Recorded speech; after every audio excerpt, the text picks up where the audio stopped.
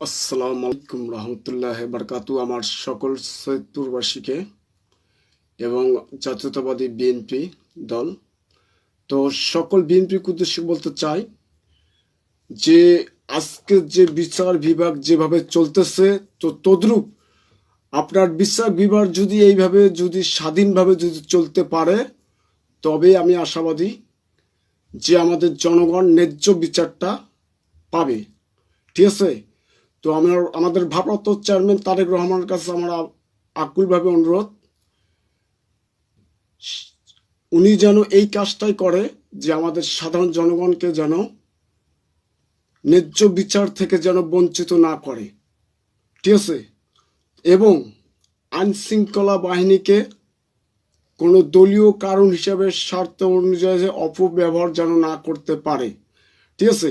তো তদ্রূপ আমাদের জাতীয়তাবাদী বিএনপি দল, আমি একটা আশাবাদী যে আমরা যদি তদ্রূপ জনগণের যেটা মৌলিক যেটা অধিকার এবং গণতন্ত্র যেটা আমরা লড়াই করতেছি, এবং সাধারণ জনগণের কাছে যদি আমরা ন্যায্য পাওনাটা বুঝাই দিতে পারি, তবে কিন্তু আমরা জনগণের ভালোবাসা অর্জন করতে পারবো।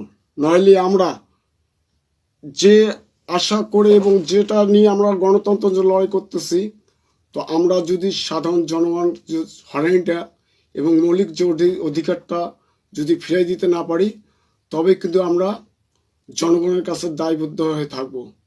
ঠিক আছে? তো এইরকম কাজ করব না যে আমরা জনগণের কাছে দায়বদ্ধ হয়ে থাকব।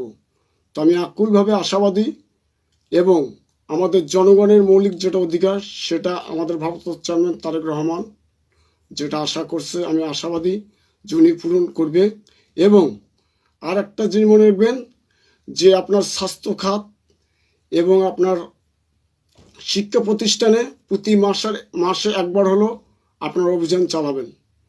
এগুলো থেকে সাধারণ জনগণের থেকে সেবা থেকে আপনারা কখনো বঞ্চিত করবেন না।